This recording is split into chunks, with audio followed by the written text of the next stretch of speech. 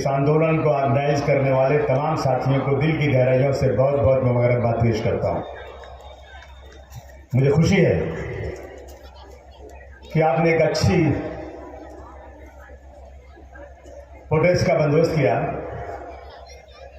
मुझसे अखबार वाले पूछने लगे एक दिन कि आप लोग क्यों इतना ज़्यादा फ़लस्तीन के फेवर में हो। मैंने कहा मस्जिद अक्सा में रसूलुल्लाह ने नमाज पढ़ी थी।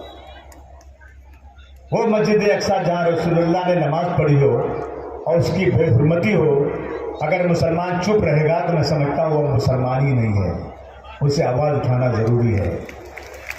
मोदी जी, आप प्राइम मिनिस्टर हैं, दुनिया का सबसे बड़ा आदमी भी मुसलमानों को आवाज़ उठाने से रोक नहीं सकता। इस बात को समझ लीजिए और हमसे ज़्यादा लड़ने की कोशिश सरकार न करे, मैं गुजारिश करना चाहता हूँ। मस्जिद अक्सा में एक नमाज का मैंने बताया कि वजह यह है कि मस्जिद अक्सा में एक नमाज का सवाब और जगह की नमाज से 500 या 1000 गुना ज़्यादा सवाब होता है। उस मस्जिद की जो हैसियत है, मस्जिद अक्सा आदम अलैहिस्सलाम ने बनाया था, शुरू किया था, और बैतुल मुक़द्दस शहर का नाम जहाँ मस्जिद अक्सा है, बहुत ही सारे अम्बिया का वो वतन रहा है फ़लस्तीन। अम्बिया कराम का वतन फ़लस्तीन रहा है। हज़रत नूह अलैहिस्सलाम, हज़रत इसहाक़ अलैहिस्सलाम, हज़रत याकूब अलैहिस्सलाम, हज़रत मूसा अलैहिस्सलाम, हज़रत दाऊद अलैहिस्सलाम, हज़रत सुलेमान अलैहिस्सलाम। कुरान शरीफ की सूरा बनी इसराइल की पहली आयत में लिखा है कि सिर्फ 3 मस्जिदों में ज़ियारत करना मुसलमान को ज़रूरी है। मस्जिद नबी, मस्जिद हरम है, मस्जिद अक्सा। और अगर मस्जिद अक्सा नहीं जा सकते हो तो लिखा है कि वहाँ रोशनी के लिए तेल भेज दो, और उस मस्जिद से रोकने की कोशिश की जाएगी। हमको उस फ़लस्तीन में जहाँ मस्जिद है उसके साथ बेहुरमती होगी और हम चुप रहेंगे। मैं सरकार को याद दिलाना चाहता हूँ, मैं महाराष्ट्र की पुलिस को भी याद दिलाना चाहता हूँ, जिन्होंने हमारे घर बैनर्स निकाल दिए। जरा ये बाल ठाकरे की कंपनी का बैनर निकाल के दिखाएं। इन्होंने बैनर निकाल दिया हमारा इसलिए कि फ़लस्तीन के फेवर में आप जलसा करने जा रहे हैं।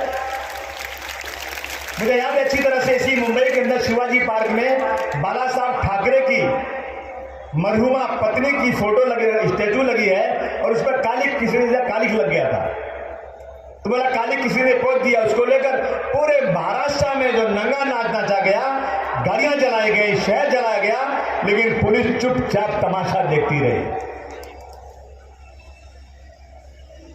मैं बताऊं आपको, पाकिस्तान में, बांग्लादेश में या और किसी मुल्क में अगर कहीं भी किसी मंदिर पर हमला हो जाए, कहीं किसी हिंदू के साथ जुल्म ज्यादती की बात अखबार में और टीवी पे आ जाए, तो हमारी सरकार, हमारे लोग, हम सभी लोग उन मुल्कों के खिलाफ एहतजाज करते हैं और उनके एम्बेसी को बुलाकर उनसे सवाल पूछते हैं कि हमारे लोगों के साथ ये जुल्म कैसे हो रहा है।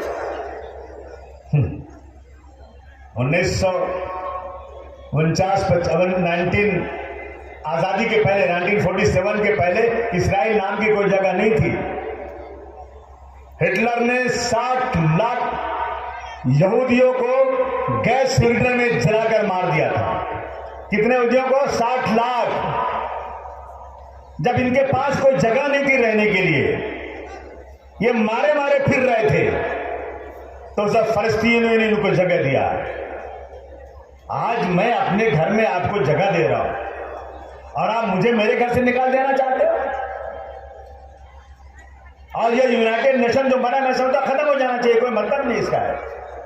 दुनिया के मुल्कों की एक पंचायत बनी है कि जब कहीं कुछ हो तो यह पंचायत तय करेगी, मगर इस पंचायत की हैसियत क्या है? कितने उसमें यूनाइटेड नेशन में कितने रेजुलेशन पास हुए हैं, सबकी कोई हैसियत नहीं। उसका सबका जो है बाईपास करके इसराइल अपनी मनमानी कर रहा है। मैं समझता हूं कि पानी सर से ऊंचा हो चुका है। मेरा मुल्क जो है ना, पहले में एक शेर पढ़ते थे, सारे जहां से अच्छा हिंदुस्तान हमारा, हम बुलबुले हैं उसके ये गुलसिता हमारा। हम बुलबुले हैं, इसके मतलब बुलबुल। बागीचे में पहले बुलबुल चहचहाता था तो अच्छा लगता था, लेकिन अब बुलबुल नजर नहीं आ रहा, उसकी जगह उल्लू आ गया है। बुलबुल की जगह पर उल्लू हो गया है। अगर आज अल्लामा इकबाल होते ना तो ये लिखते कि बर्बादे गुलिस्तान करने को बस एक ही उल्लू काफी है, हर शाख पे उल्लू बैठा है, अंजामे गुलिस्तान क्या होगा। हम एक जमहूरियत मुल्क में रहते हैं, मेरे मुल्क में डिक्टेटरशिप नहीं है। मैं अपनी हुकूमतों से कहना चाहता हूं कि अमेरिका जैसे मुल्क में जहां यहूदी बरसरे इक़्तिदार है, उनके हाथ में पूरी दौलत है, पूरी चीज, पूरी मशीनरी उनके हाथ में, लेकिन वहां भी 10-10 लाख लोग खड़े होकर के अमेरिका की हुकूमत के सामने एहतजाज कर रहे हैं इसराइल के खिलाफ, लेकिन उन पर मुकदमे नहीं हो रहे हैं। यूके में व्हाइट हाउस के सामने, वहां पर यूके में एम्बेसी के सामने, मिनिस्ट्री के सामने 10-10 लाख लोग गए और उन्होंने एक बार जाकर एम्बेसी पे इसराइल की एम्बेसी का झंडा निकाल कर फिलिस्तीन का झंडा लगा दिया। कोई मुकदमा नहीं हो रहा है। मेरे प्रधान जी और मेरे मुख्यमंत्री को कौन सा रिश्ता है, उनसे मैं जानना चाहता हूं। जरा वो रिश्ता तो बता दीजिए। क्या चिंता लगी है आपको इसराइल की? आपके सबसे बड़े नेता, मैं अपने प्रधानमंत्री से कहना चाहता हूं कि आपके सबसे बड़े नेता अटल बिहारी वाजपेयी जी की आज भी तकरीर लोग सुन रहे हैं कि फलस्तीन को आजाद होना चाहिए। जवाहरलाल नेहरू साहब कहते हैं फलस्तीन की आजादी लाजिमी है। गांधी जी कहते हैं कि जिस तरह से इंडिया हिंदुस्तान हिंदुस्तानियों का है, जिस तरह से इंग्लिस्तान इंग्लिस्तानियों का है, जिस तरह से तुर्की तुर्कियों का है, उसी तरह से फलस्तीन फलस्तीनियों का है। फलस्तीनियों को मिलना चाहिए। हमें आप एहतजाज नहीं करने दे रहे हैं। हम तो कहते हैं अगर आप हमारे जाने का बंदोबस्त कर दे तो मैं कहता हूं ये पूरा मजमा घर नहीं जाएगा, पूरा मजमा फलस्तीन में जाकर इसराइल से लड़ने को तैयार है। तैयार हो कि नहीं तैयार हो? तैयार हो कि नहीं? हुकूमत सुन ले इस बात को। जालिमों के जुल्म का नाकाम होना चाहिए, जालिमों के जुल्म को नाकाम होना चाहिए। बच्चा बच्चा मुल्क का फलस्तीनी होना चाहिए। आओ मिलकर हम सब, मैं कहता हूं खुल के, आओ मिलकर हम कत्ल उसका करें। आओ हम सब मिलकर कत्ल उसका करें जो ये कहता है कि कत्ले आम होना चाहिए। दोस्तों और साथियों, जुल्म बढ़ता जा रहा है और आज जहां मुसलमान हैं उनके लिए जमीनें तंग की जा रही हैं। हम देख रहे हैं पूरी दुनिया जो हो रही है, लेकिन याद रखिए दुनिया में मुसलमान किसी हुकूमत के सहारे नहीं बल्कि अल्लाह ताला के सहारे रहता है। किसी के आगे घुटने मुसलमान नहीं टेकता। मुझे खुशी है मेरे बच्चे छोटे छोटे, मेरी बीवी, मेरी नवासे फोटो लेकर आते हैं कि नाना देखिए ये बच्चे को किस तरह मार दिया गया। एक ज़ईफ आदमी को इस्राएल के लोगों ने हाथ पकड़कर रोड क्रॉस करवाया और क्रॉस करने के बाद पीछे से गोली मार दिया। ये मर्दों का नहीं, नामर्दों और हिजड़ों का काम है जो तुमने किया है। ये मर्दों का काम नहीं है। छोटे छोटे बच्चे मारे जा रहे हैं। नंगी लाश पड़ी औरत की, उसको जूते से मार रहे हैं, थूक रहे हैं उसके ऊपर। याद रखना जो आह निकलती है वो असर रखती है। यहां नहीं फैसला तो इंशाअल्लाह अल्लाह क्या इसका फैसला होगा। मैं दिल की गहराइयों से फलस्तीन के उन नौजवानों को बहुत बहुत बधाई देता हूं जो कहते हैं कि मुझे मेरा बच्चा शहीद हो गया लेकिन मैंने ख्वाब में देखा बच्चा हंस रहा है। कहता है कि हम तो यहाँ बहुत आराम से हैं, वहाँ खुशबू आ रही है, वहाँ जन्नत से महक आ रही है। एक आदमी भी ये नहीं कहता कि हम यहाँ से भाग के जाएंगे, लड़ने को तैयार है। जो अंजाम होगा देखा जाएगा।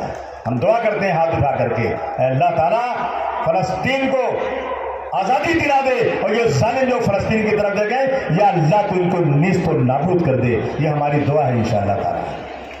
अब फकत शोर मचाने से कुछ नहीं होगा, अब फकत शोर मचाने से कुछ नहीं होगा और सिर्फ होठों को हिलाने से कुछ नहीं होगा। जिंदगी के लिए बेमौत मरते ही क्यों हो, अगर अहले ईमान हो तो शैतान से डरते क्यों हो। तुम भी महफूज कहाँ अपने ठिकाने पे हो, तुम भी महफूज कहाँ अपने ठिकाने पे हो। बाद इखलाक तुम्ही लोग निशाने पे हो। आओ तय करें आज, आओ मिलकर तय करें। हम सब एक साथ रहेंगे, हम सब एक साथ रहेंगे दोस्तों।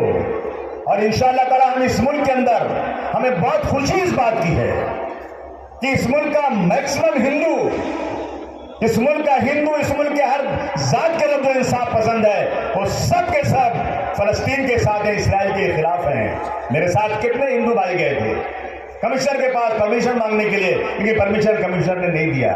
मैं पुलिस से कह देना चाहता हूं, आज खुल के कह देना चाहता हूं कि आज सत्ता में वो है, आप उनकी बात सुन रहे हो, कल सत्ता में हम भी आ सकते हैं, सत्ता में हम भी आ सकते हैं। याद रखिएगा, आपको कानून से काम करना है, आपको किसी सरकार के इशारे पर काम नहीं करना है। हमें तो परमिशन होना चाहिए। हम मुंबई के अंदर 10, 15, 20 लाख लोगों का मजमा निकाल करके बता देना चाहते हैं, मुंबई के जियाले फलस्तीन के लिए अपनी जान देने को तैयार हैं, आज तैयार है, लेकिन आप हमें परमिशन हमें नहीं दे रहे हो। ये ठीक बात नहीं है। दोस्तों आओ हम फलस्तीन के लिए दुआ करें, और हमें बहुत खुशी है कि आज फलस्तीन के नौजवान कहीं भी घुटने नहीं टेक रहे हैं, पूरी ताकत के साथ ये इसराइल से लड़ रहे हैं, और इंशाअल्लाह आज नहीं तो कल फलस्तीन जरूर आज़ाद होगा, और इन जो जालिमों पर इंशाअल्लाह अज़ाब आएगा। मैं फिर एक बार वो लोग जिन्होंने इस मीटिंग को आयोजित किया उनको बहुत बहुत मुबारकबाद पेश करता हूं।